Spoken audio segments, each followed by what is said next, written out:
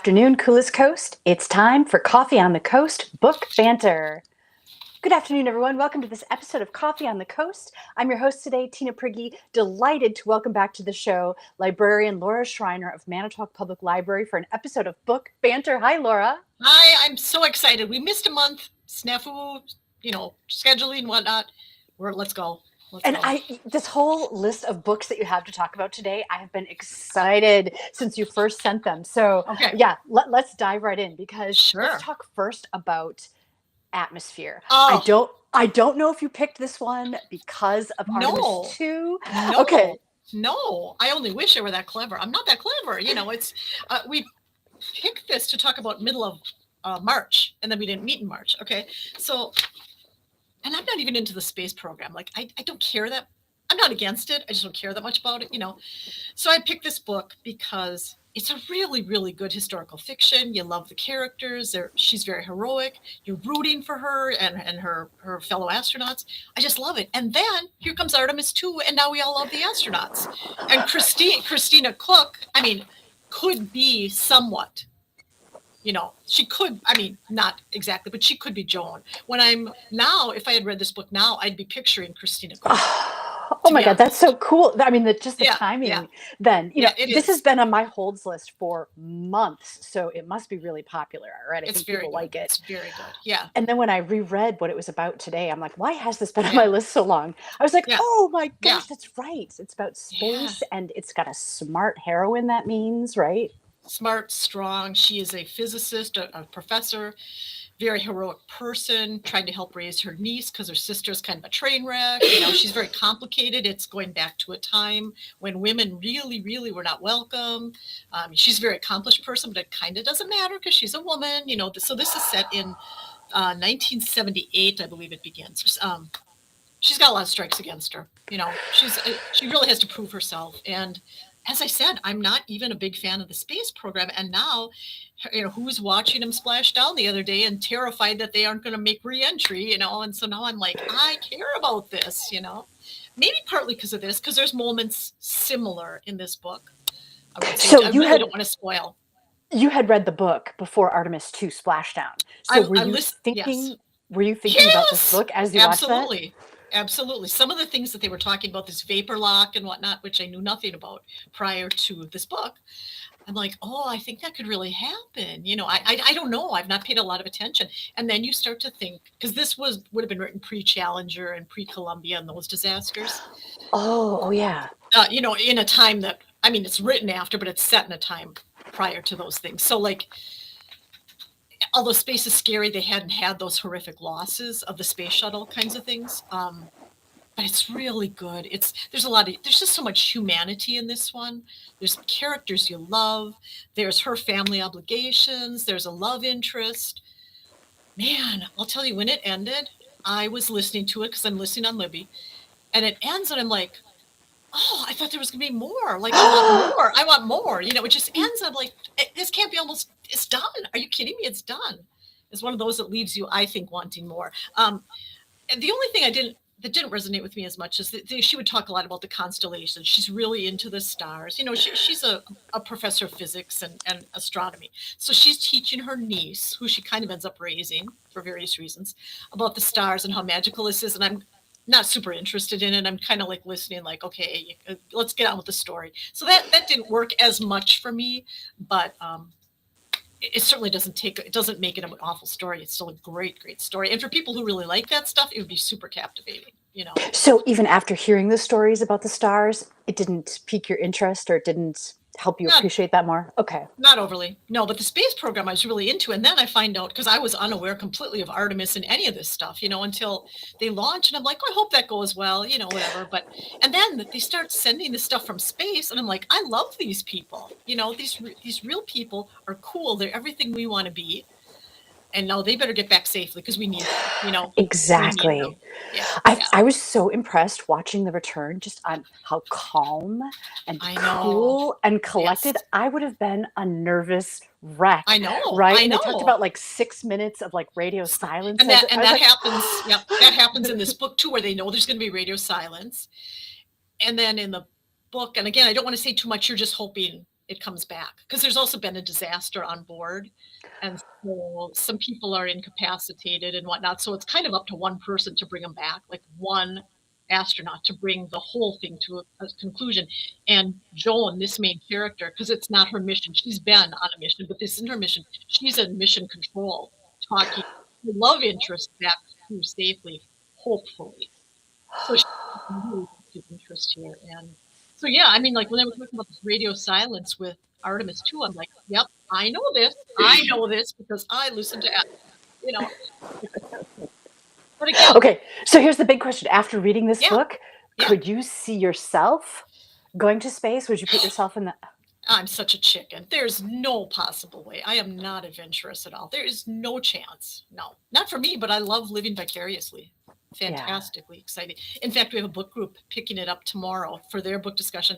And I think they must have chosen it before. They would have chosen it before Artemis 2 even went up, but I don't know if they had some knowledge that that was coming. Because like I said, I was paying no attention. It's just very well timed that we're talking about this now.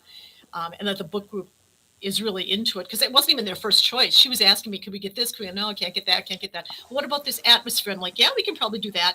And then Artemis, now she looks like a genius. The person who chose this for her book, she looks like an absolute genius, which she is. But you know, she looks super smart now. So yeah. Yeah, that's Yeah. awesome. Yeah. Well, so I love the fact that you've described like the heroine Right. as smart, Oh, strong, resourceful. Like all of those things are so Yeah. great to see modeled in the lead character of the book. They are, and you know, her fellow astronauts, they kind of reminded me of the guys in Top Gun, like the Brotherhood, and some of them were cool with her and the other female astronauts, and some weren't. And then there's like, you have to behave a certain way because you're being watched and you're a role model, especially if you're a woman at that point in time. You better not make a misstep. So she's being pressured to live her life a certain way, and she's a bit of a free spirit, you know. So she's conflicted in some ways, but she loves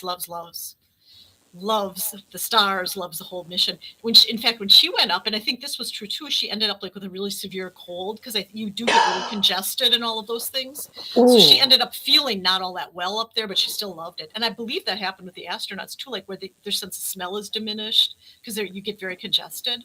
So a lot of these, so this Taylor Jenkins Reid, who's written tons of books. I mean, people probably know Evelyn Hugo and Daisy Jones. She's written Daisy Jones and Evelyn Hugo. She's written she did a ton of research, which I thought was you know, possible, but I didn't know for sure until after Artemis. And I'm like, yep, that's how this seems to really go. I wouldn't know the difference. So from what you saw of Artemis, do you think things have improved since like the 1978 timeline for Christina Koch's experience, for example? It seems like that. It really does seem like that, at least publicly. I don't know what they go through behind the scenes to get to that. Maybe there's more hurdles for them still. I don't know. But she sure seemed to be accepted, just like one of the guys. And I mean, she was the one fixing the toilet on board and all that. So, I mean, good for her, because nobody wants to be up there without a toilet, you know? Right? Not really. I mean, can you imagine having all of those skills and being able to do that too? I right? mean, she has how many degrees? I mean, she's an electrical engineer, I think, and all these degrees, like super smart. Nothing but admiration. And she's likable. You know, she just seems like a nice person, as they all do. But, and so what about Joan, the main character? Is she likable too? She's very likable, very heroic. As I said, what really made me love her the most, I think, early on was her sister's not a very good mother. And so she kind of assumes basically taking care of her little niece, who loves her, and the mother disappoints her, drops the ball, leaves her standing outside and takes off on her to be with other men, whatever. And this Joan, the aunt, is just, despite her demanding job and all the stuff she's trying to do with NASA, she's basically raising this sweet little girl who looks up to her and who she makes believe everything's possible. So it's just great. Yeah, she's great. We're talking science, we're talking space. Pretty much everything. Does it get too technical, you know, like with all that science? Is it hard to follow, or is it? I mean, it was follow. The part where I got bogged down is like the different constellations, because I don't know one from another. But I think it was understandable enough how the spacecraft functioned, and it probably would be even more so now if you followed Artemis. You'd be like, oh, okay, I remember hearing that, you know? Okay. So I think it's a great time to read this book. Great time. Yeah. Cool. So so the science should not detract from anybody picking up this book. I wouldn't think so. If it didn't detract from me, honestly, because I am not a science person. I mean, I am a terrible science person. No math, no science, blah, you know, but my goodness, fantastic. I cannot wait to read this one. It's very good. Very good.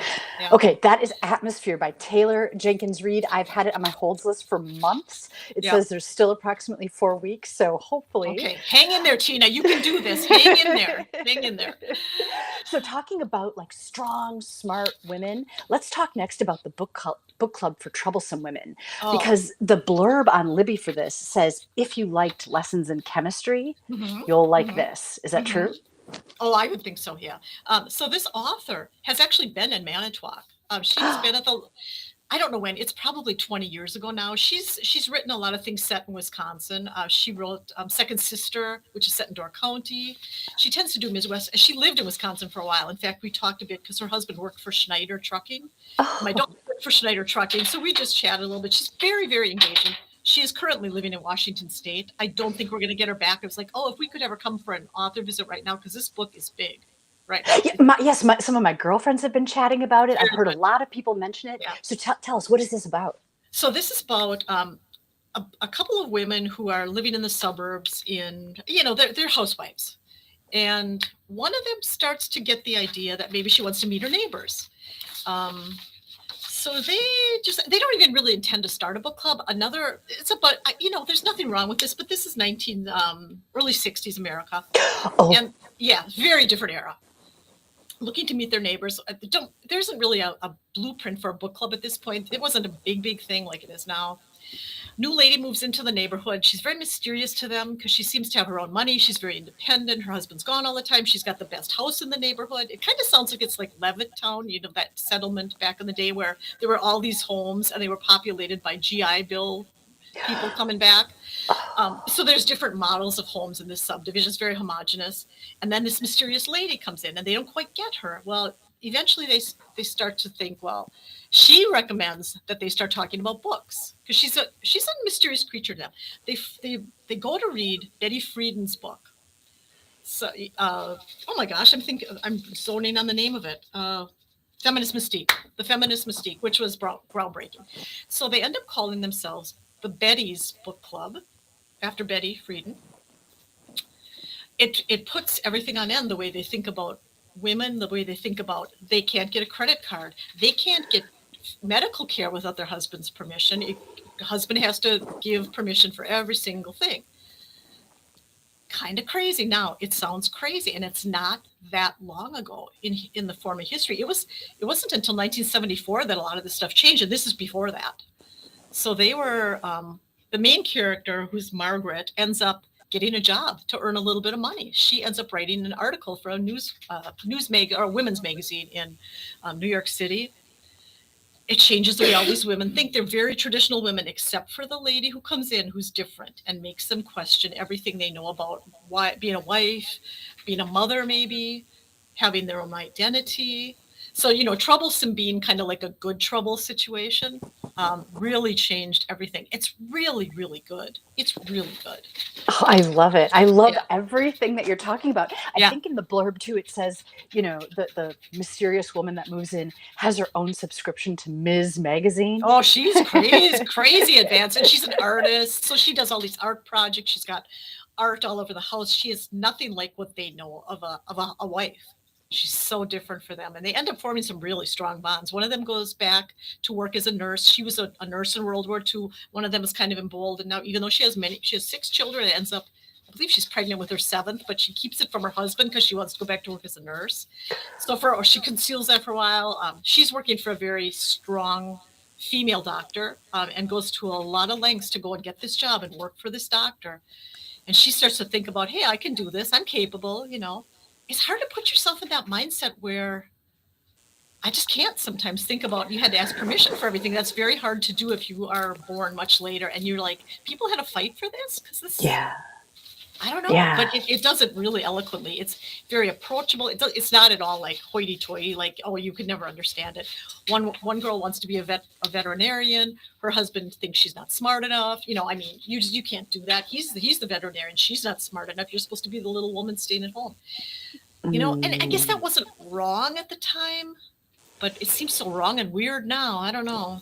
I'm not saying that it was wrong. I'm certainly glad it's not my lifestyle. And Right. I'm sure glad that those women had an awakening, right? Because Yes. that's really what Yeah. it took to believe Yeah. that there was a Yeah. different path for them and to make it Right. happen so that we do have the freedom we have today. Right. Yeah. And yeah, definitely. When you talk about lessons in chemistry and some of those things that come up in those books, it's this kind of theme of like self-discovery, persistence, power of sisterhood in this case, which maybe it wasn't lessons in chemistry so much, but yeah, these women got together and they empowered one another. And they end up being role models for their daughters. I mean, all kinds of cool stuff going on there. And it's a very good book. It's kind of like the shtick is like, well, it's about book clubs, so book clubs want to read it. That isn't even the whole reason. That isn't even the whole reason. It's just so good, and it really is about, well, a lot of book clubs now are mostly female oriented. They are, it's mostly women, but my goodness, if you talk about really forming relationships, forming friendships, to base that on a book and then kind of blossom from there as people, as support systems, it's kind of amazing. It's a great book. I can't say it enough. I loved it. When this one was over, I'm like, it's over? What? I want more. And some of these books, every one of these books, honestly, today, I wish could have gone on. When they ended, I was like, I was really getting into this. I was really, really into it. That's how I felt about lessons in chemistry too. Right. It's the whole world, even, you just wanted to like keep Right. hanging out with the people that were in You the do. story. You do. That's how you know you've got a great book, because you care.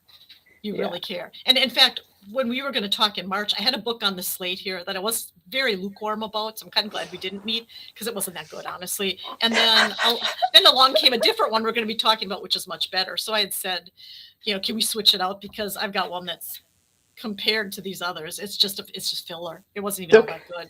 It's just like, well, if you want a palate cleanser, but it was kind of weird and not that good. So it's okay to warn us about books that we could skip too, right? True, like, true. hey, you might see this book, but here's why I wouldn't recommend it. Yeah, just no. Yeah, there's better stuff. Yeah, exactly. So what I love about the basis of this book too is how important of a role books play, right? Absolutely. In helping a person to think differently and think expansively. And exactly. And so one is a writer. So she talks about the writing process and how self-aware she became more so in writing, and there's a daughter who's a very self-aware writer. Yeah, the great examples between the reading, the power of words. It's got a lot to do with the power of words and their ability to connect people, whatever that means to you, whatever. God, I'm so excited to read this one. This is on my holds list too. Yep. It's going to be worth it. Again, it will be worth it. I promise. Yeah. Awesome. All right. The Book Club for Troublesome Women by Marie Bostwick. So then I think this is the one that came in as a late runner, but you really liked it. And I think that this has kind of a strong heroine too. Again, I see a theme. Do you see a theme? I see a theme here. I'm loving it. Yeah. This one I ended up listening to on Libby. I'm trying to think of the origin of that. It's not really my thing typically. I'm not an outdoorsy person. I don't care the least about hiking or anything, the Appalachian Trail, any of that stuff. But it was getting a lot of good press. So I thought, let's give it a whirl, and so much better than the one I was going to talk about instead. So this is a 42-year-old nurse. She's an experienced hiker. This is set coming out of the pandemic. So, it's fiction, but it's coming out of that era. She's been very stressed about the nursing and all of the isolation and all of that. So she sets out, she's married, but she sets out by herself. Her husband's kind of there to support her, pick her up at stops, like bring her supplies and whatnot. But she's doing this alone. She meets up with some different hikers along the way. She has something happens, I won't say what, and she goes missing. So she is one of those missing hikers. And do they know right away because she's not at the pickup point or something when her husband's there? They realize pretty quickly something's very wrong because she's never done this before. So then her parents are involved. There's another lady. We don't know why she's involved. There's a lady in a nursing home who hears this story, and we don't know where she comes into the equation. She's very mysterious. Her name is Lena. And at first, when they introduce her, I'm like, what is going on? What does she have a role to play here? She hears the story. She's captivated. This lady in the nursing home has been talking to someone online who's really into botany and nature and things like that. And she's talking to him and she's like, I want to get out there and help search, but she's in a wheelchair. There's no way she could help search. So then that relationship gets a little strange with the person she's in touch with, who's a younger man. He's got a different take on things. There's a female forest ranger, super, super easy to admire, who is leading the search here. It's a great book. Like I said, I'm not a space person. I'm not an Appalachian Trail person. And I end up loving these books. It's like that to me is a great writer when they can make you care about something that doesn't really interest you all that much, but you make the people so real and their experiences so vibrant that you can't help but care. It's like, Yeah. I want this lady found, and then there's a lady who has adult. Most of the people who are making stuff happen in this book are women. Again, I'm not kidding. It's women making stuff happen here. Like, we're not men haters or anything like that. I'm just saying, we're about girl power here a little bit too. So Yeah. Yeah. Never underestimate the woman, right? Never Not- overlook the women. They have such a exactly. crucial role to play. So It it's is. interesting because the Appalachian Trail, right? There's so many dangers. Like Oh, for there's sure. wild animals, there's, drop offs I'm sure that you could fall off of or whatever, I right? guarantee it. Yeah. So do The they- weather's horrible. Run out of food. A lot of people don't make it. For various reasons. Do they suspect what happened, or do they think there's foul play, or do they think she's Could be any of that. They know she's experienced, and they're like, what could have gone wrong? She's not a candidate for this kind of thing. She went out there so prepared. She had a lot of support. She's not one to make rash decisions. What could have happened here? And you will find out what happened. But here's the thing that comes up that I knew nothing about. And I don't know how much to say, but something comes up. There is, and this is a real thing. There are U.S. military operations called SERE, S-E-R-E. They're called Survival, Evasion, Resistance, and Escape Schools. There are schools like this. This is real. One is in Washington State, one is in North Carolina, and one is in Southern California. These places are real. In this book, they bring up the fact, which is not factual, but they bring up that there's one of these near this portion of the trail where she went missing. And these schools are set up to train military people to endure torture if they're captured. So they teach you like survival skills, all kinds of resisting torture and, being strong. And does that have a role to play? I don't know. I'm not going to say much more than that, but these are real schools because I didn't know until I looked into it. These are actual real places that the military has set up so that people can withstand if they're captured. Things of that nature, but it plays a big role in the part of this story. Wait, so was she military affiliated? No. But okay. But where she goes missing, because they kind of can pinpoint where she went missing, to a stretch of trail. There is a school nearby that people don't really know about. It's very, very top secret. Somebody knows about it. I don't want to if I say too much more, I'm going to give it away. But somebody knows about it, and somebody's concerned that has played a role. Oh, okay. In a situation. It's a great listen. I will say that I listened to it. There's a character named Santo, who's someone she hiked quite a ways with, an African-American man from New York City who was very ill prepared to hike. They formed this friendship. He is great. He's a great character. He's interviewed, because he's a person of interest because he was with her when she was seen, and then, whatever. I mean, all kinds of things. And they have no idea what happened there because she just fell off the face of the earth. There's no evidence. There's no trace of her. It's very fascinating, and it doesn't make me want to go out and do this trail. There's nothing that makes me want to go out and do this trail. But it's a really, really good piece of literary fiction. It's a great book. It really is. Ooh. Great listen, great read. You know what it reminds me of a little bit? I was talking to my office mate before. It reminds me a little bit of God of the Woods. Do you remember that one? Where that girl was at the camp? Yeah, kind of that same-ish setting, this outdoorsy thing. Someone goes missing. How did they survive? To me, it's very evocative of God of the Woods in the best ways. I do love learning about some of those things that people do in situations to survive. For example, like thinking, okay, if I was ever in this situation, would I think to do that? Could I get out of it?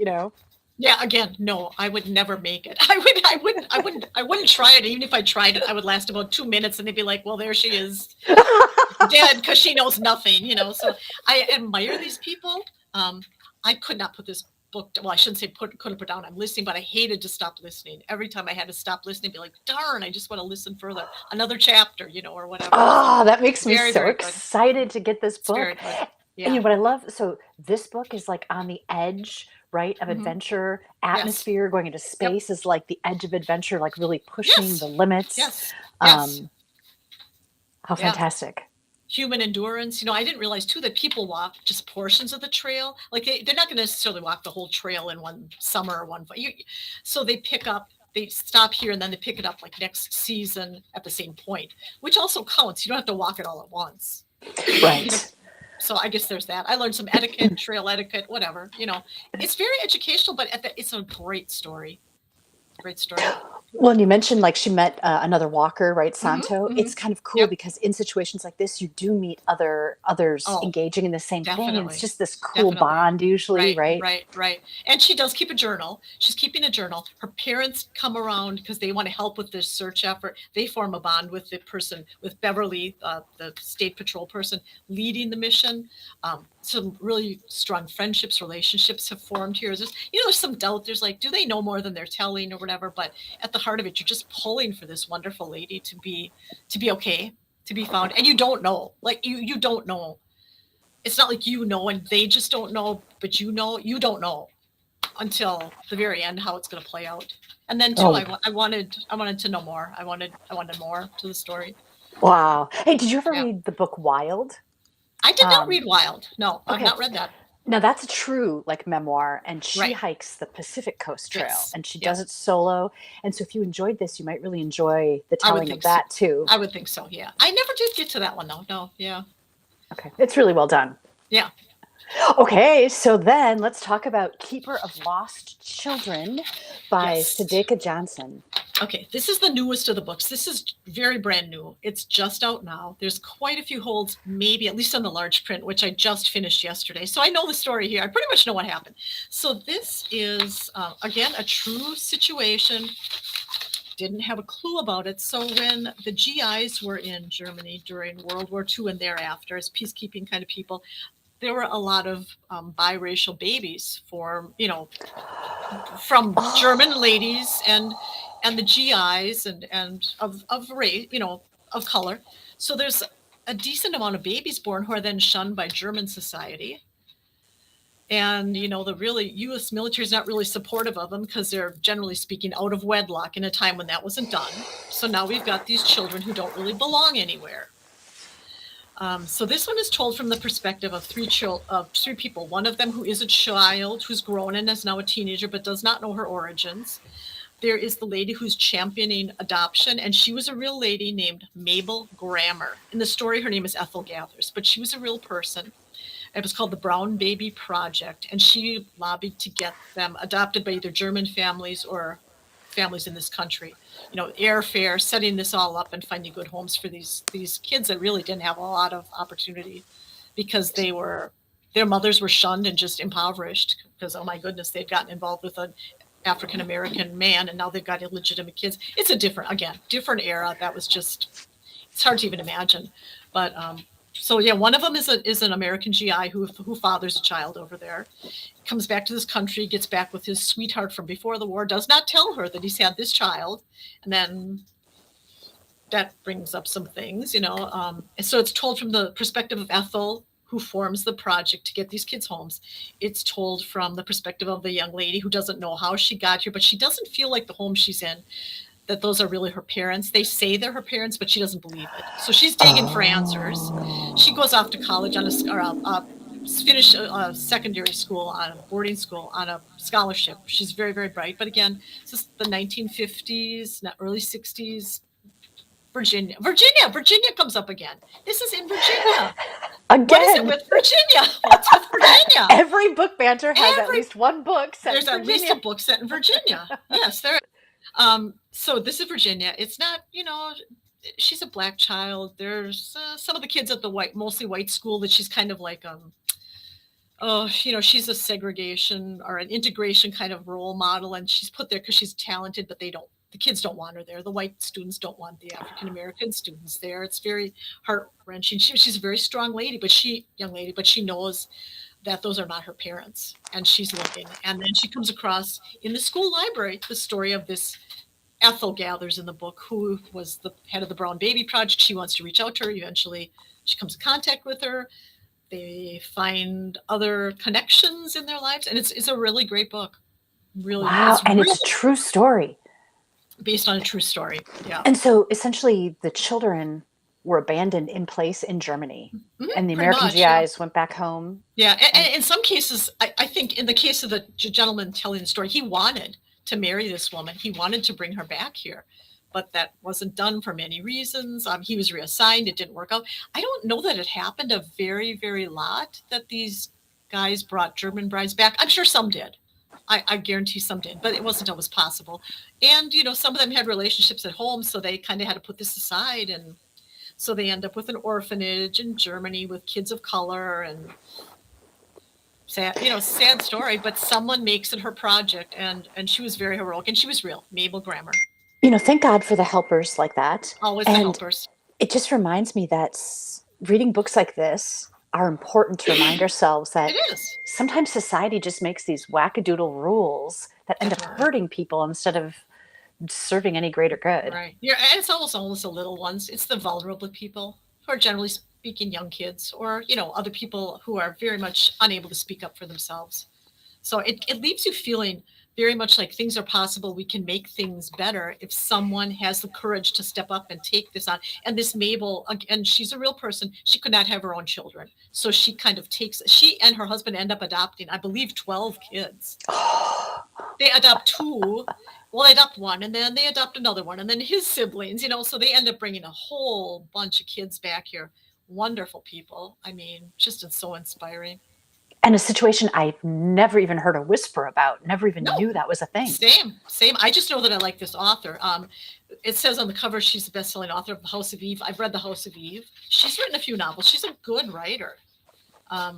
Highly read, and she's written The Yellow Wife, which I've not read, but I've always wanted to. She writes, there's, definitely racial issues there for sure. And she's an African-American lady, but that doesn't mean she doesn't have a story to tell.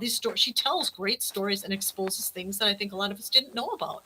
Yeah. Oh, I definitely want to check this out. I've got to add this to my Libby's, but my holds list is filling up. I know it's filling up. Do you have any pull with Libby? Like, why do they limit holds to only 10? I don't know. I almost think they're a victim of their own success, to be honest. I think it's almost, I shouldn't say this, I almost feel it's becoming a little unmanageable. You're so far down the list sometimes that I think if that were my only method of getting books, I'd be super frustrated. I'd be so frustrated, because you wait a very long time. I'm waiting forever for Bel Canto by Ann Patchett. That book's probably 25 years old, 30 years old. I can loan you my copy if you want. I've got a copy right here on my shelf. We've got it at the library. That's okay, thanks. But it's not even new books. These aren't even new books. You are waiting forever for books that aren't that new. I guess I would encourage people. Libby has this place. I love it. I use it. If you want to get something soon, come to the library and check out the Playaway, the book on CD, the large print, the regular print. You're going to get it so much faster if you go to your local library. The waiting list is kind of a deterrent, frankly.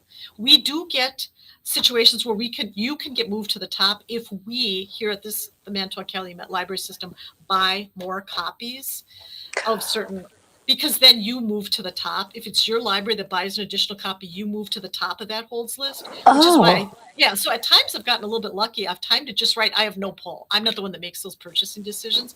But it's like, we must have just purchased a copy, because all of a sudden I went way up on the holds list. And people might, it's happened to lots of my other friends, readers too. It's like all of a sudden I got the women. I was way down on the holds list. We bought more copies, and now you're at the top for the women. That happened a while back to someone I know.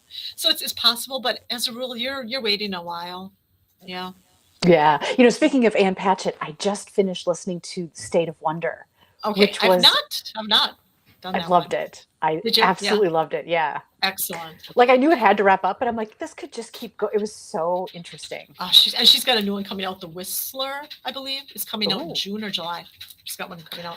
It made me think, how can a person be this prolific? She's written about so many diverse topics and so thoroughly. She owns her bookstore in Nashville, I believe. She is a multi-talented person, just a gem. Absolutely a role model. Okay, you've got one book left, more. And I'm really excited to hear what you have to say about this. I did read this one. Okay. I was fascinated by the concept. Yes. Also a little like, Yeah. I have a lot of questions. So I really want to know what you think about The Measure by Nikki Ehrlich. This is her debut novel. It's a very ambitious debut novel, I might add. We did this as a book discussion at the library, and boy, oh boy, people had thought of things I had not thought of, as you find with book discussion groups. Never thought of a lot of these aspects. So what the premise here is, one morning all across the world, people wake up to find a box that contains a string Their name is on the box. The string within predicts how long your life is going to be. You Which don't they get a don't even box. know at first. They No, don't even know that. Yeah. What's going on here, right? And you only get one if you're 22 years old or more, which I had questions about. So if you don't get a box till you're 22, does no one now pass before 22? No one could answer me at the meeting. We just like, if so, I mean, maybe no young people die anymore. That would be great. Yeah, at least get to 22. I don't know. So do you want to know? You don't have to open the box. Except in some countries, as it goes down in the book, you do have to open your box. They require you to open the box. And then it kind of pigeonholes you into what you can do for a living. Or can you do this or can you do that? And there's almost like discrimination against short string holders. There are some awful incidents where short string holders, as they're called, lose their I don't want to say lose their minds, but they lose their ability to make decisions because they're so distraught. And then there's some horrific acts perpetuated by some of those people so that they end up looking very unstable to others. So there's this immediate bias. If you have a short string, well, you're going to go off the deep end or, what have you. You can't be in the military. You can't do this. You can't do that. There's a presidential election kind of predicated on one person has a short string. So even though they're probably the better candidate, they're out. It becomes another way to discriminate against people. Some people do not open their boxes. Some people do. Somebody switches their box with another person. Yeah, there's about 10 characters that they focus on.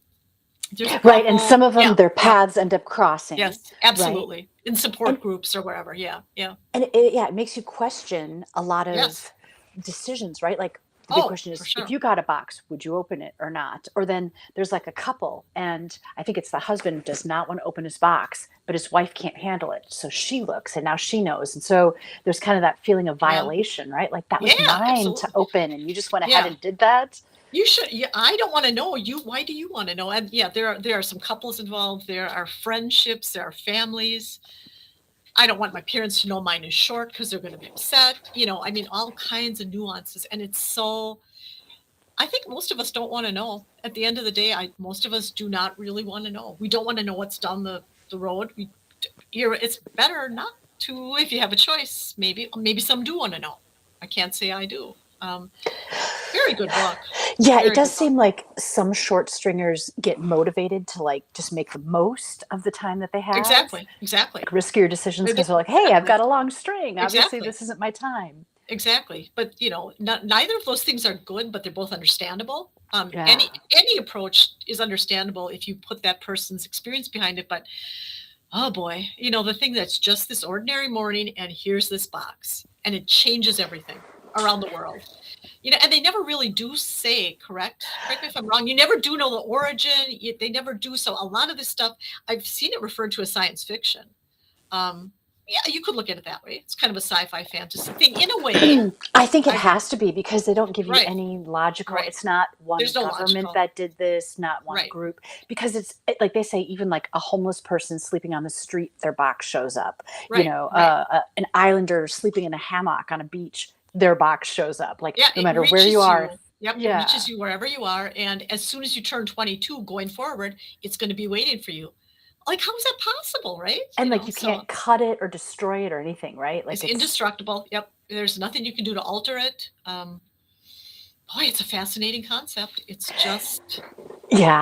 Exploratory wise and putting yourself in those shoes, I thought it was great. It was an interesting, but I'm not sure how it all wound up and didn't explain. Like, it kind of left me like, it leaves you. Really enjoyed it, but I was also like, huh. Yeah. I did. Like I said, I had some questions like, so if you're assuming everyone lives to be 22 at least, or if once you make 22, that's when you find out. But I don't know. There were definitely things that I didn't really, they were not logical, but it's a work of fiction. It doesn't have to be logical, right? And just because you have a long string doesn't mean it's a long, fruitful, healthful life, right? Like you could end up in a coma or something and just languishing, but still have a long string. Exactly. It could be not a good life at all. And it could be a very short string and a super meaningful, super productive, significant life. Is it about the length? Not necessarily, not necessarily. Right. It reminded me a little bit at first of the Leanne Moriarty Here One Moment, where the lady goes around on the airplane and tells people. 100%. Yeah, but it's a different concept. They're similar in some ways, but very different yet. So I don't Yeah. know. Yeah. I actually read those stories almost back to back. Did you? Okay. Not because I thought they had any relation, it's just that Right. just Right. happened and I was like, "Oh my gosh, these are so similar." They are. They are. And I liked both of them in some ways, and in other ways, I'm like, wow, this just things you don't think about. It. This is what I've loved about so many books lately. They just make you think about things. I don't know. How would you ever think of these things on your own? How would you ever live this life? How would you ever have that questioning or that epiphany? Now, I would say Here One Moment, the Leanne Moriarty, she did a good job of explaining everything. I don't think you were Yes. left with any questions like, "How could that be possible?" Right, right, right, right. This one, boy, it's open ended. Is it open ended? And I have to say, there were some things here that just tear your heart out. They just rip your heart right out. So Yeah. it's not the easiest read in the world. It's going to make you feel something, and what you feel might be joyous, and it might be devastating. But again, that's the beauty of it. Yeah, overall, I thought it was really good. Yeah. I'm really glad that I read it. I actually listened to it, so it was a good performance. Okay. Right. Right. Right. Yeah, and it made me think a lot, and it's one of those books I still think a lot about. So, I think about it almost every day. It's like, okay, any given day, you're probably better off not knowing what the day holds for you anyway. But because if you get to a certain point and your string is getting really close to the end, oh, we're just better off enjoying every day. yeah. Yeah, because at first they don't know what the length Not at all. Mm-mm. signifies. Then they, through scientific discovery or Right, something, right, they right, realize that it's based on life length, and right. then they get really sophisticated and they're able to dial it into like within months, Oh, right? right, right. Almost way too close. And you had some of the governments in countries that are really restrictive where you are forced to disclose within that box. Oh, now you're getting into personal freedoms. There's all kinds of ethical issues that come up here. Again, that I Yeah. think are fascinating.